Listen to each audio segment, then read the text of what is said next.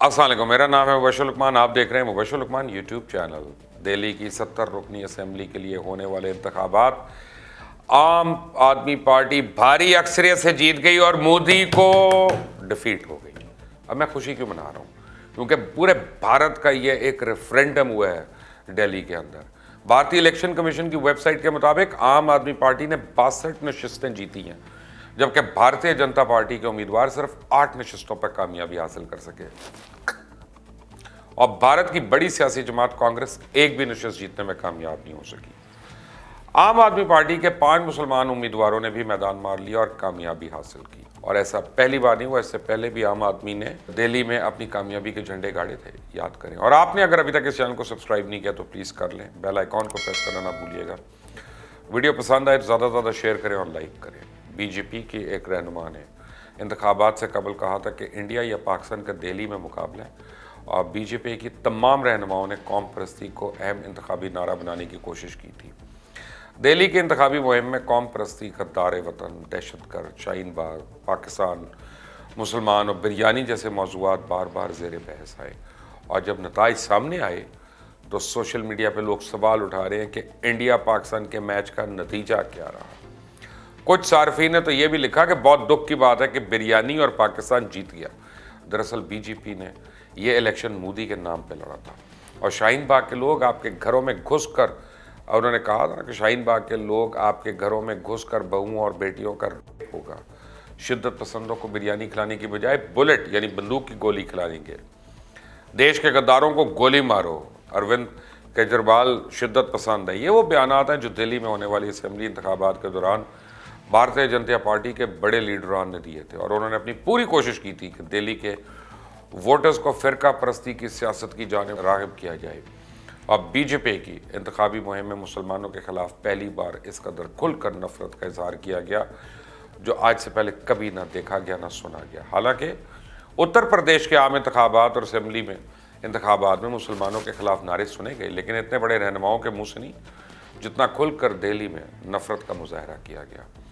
नफ़रत अंगेज़ तकारीर पर भारतीय इलेक्शन कमीशन ने बीजेपी के कुछ हुक्मरानों पर पाबंदियां भी आयद की कि वो इलेक्शन कैंपेन में हिस्सा नहीं ले सकते। ये अलग बात है कि ये पाबंदी सिर्फ चंद घंटों के लिए लगाई जाती थी, जिसकी वजह से भारतीय इलेक्शन कमीशन पर काफ़ी तनकीद भी हुई। नरेंद्र मोदी की तरक्की की बात भी दोहराई, लेकिन वो दिल्ली के अवाम का एतमाद नहीं जीत सके। इंतखाबी मुहिम में मोदी और ने अरविंद केजरीवाल जो है उन पर इल्ज़ाम लगाया कि उन्होंने मरकज़ी हुकूमत की बेहतरीन स्कीम के नफाज में रुकावटें डाली हैं। बीजेपी के अनुराग ठाकुर और परवेश वर्मा ने शाहीन बाग को बड़ा इशू बनाया और पाकिस्तान और शिद्दत पसंदी की बात को बार बार दोहराया। शाहीन बाग में शरीयत के मुतनाज़ कानून के ख़िलाफ़ होने वाले मुजाहरों को तो बीजेपी ने मुल्क दुश्मनी और गद्दारी से ताबीर किया और लोगों को बताया अगर आम आदमी पार्टी जीत गई तो पूरा दिल्ली शाहीन बाग बन जाएगा। और बीजेपी के एक रहनुमा ने तो ये तक कह दिया था कि शाहीन बाग खुद का शमला आवरों का ब्रीडिंग ग्राउंड है, और ख़ुद केजरीवाल को भी दहशतगर्द करार दिया था। और ये भी कहा था कि इनके पास इस बयान को साबित करने के लिए पुख्ता सबूत मौजूद है। जबकि दूसरी तरफ वज़ीर आला केजरीवाल ने कामयाबी का जश्न मनाते हुए इनकलाब जिंदाबाद के नारे मारे और खिताब करते हुए कहा कि दिल्ली के लोगों ने नई सियासत की बुनियाद रखी और ये नई सियासत काम की सियासत है। आम आदमी पार्टी के रहनुमा अरविंद केजरीवाल ने इंतखाबी मुहिम में तालीम, सेहत, ट्रांसपोर्ट में बेहतरी और अपनी हुकूमत की कारकर्दगी को मौजू बनाया। उन्होंने अवाम से मुखातिब होते हुए साफ साफ कहा कि अगर आपको मेरा काम पसंद है तो वोट दीजिए, वरना नहीं। और उन्होंने ये भी कहा कि इंतखाबात से पहले सियासी तनाज़ात में पड़ने से गुरेज करना शुरू कर दिया था। और उन्होंने बीजेपी के सियासी हमलों और शाहीन बाग के जाल में फंसने से बचने के लिए एक बड़ा पॉजिटिव रवैया अख्तियार किया। यहाँ तक कि इन तनाज़ात से बचने के लिए शाहीन बाग, जामिया मिलिया इस्लामिया यूनिवर्सिटी और GNU जैसे मकामात का दौरा करने से भी शऊरी तौर पर गुरेज किया था।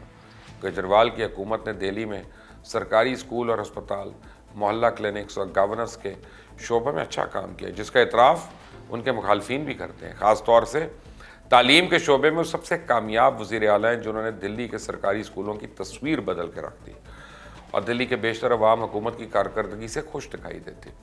यही वजह उन्होंने बीजेपी के मुस्तकबिल के वादों की बजाय मौजूदा हकीकतों को फोकियत दी।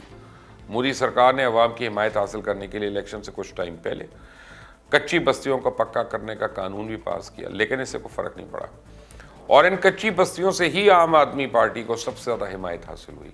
شاید دہلی کے غریب طبقے کے لوگوں کو یہ اندیشہ تھا کہ بی جے پی کے اقتدار میں آنے سے انہیں اپنی شہریت ثابت کرنے کے لیے بہت ساری ڈاکیومنٹس جو ہیں وہ حاصل کرنے پڑیں گے۔ اس ڈر نے بھی بہت سے ووٹروں کو بی جے پی کی طرف جانے سے روکا۔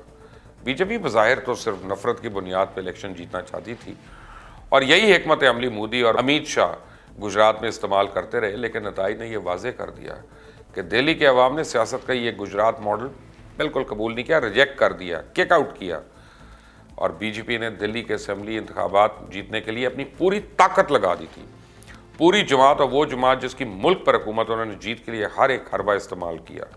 خود وزیر اعظم نریندر مودی اور وزیر داخلہ امیت شاہ انتخابی مہم کی ریلیز نکالتے رہے اور اس میں عوام سے خطاب کرتے تھے، لیکن اس کے باوجود بی جے پی کو شکست فاش ہوئی اور دلی کے عوام نے مودی کی پالیسیز اور ہندوتوا سوچ کو مکمل طور پہ رد کر دیا۔ آپ اس چینل کو سبسکرائب کریں اور بیل آئیکن کو پریس کرنا نہ بھولیے گا تاکہ مزید اپڈیٹس اور ویڈیوز بھی آپ کو بر وقت ملتی رہیں۔ ویڈیو پسند آئے تو شیئر کریے گا، لائک کریے گا، کامنٹس میں اپنی رائے ضرور دیجیے گا۔ اللہ حافظ۔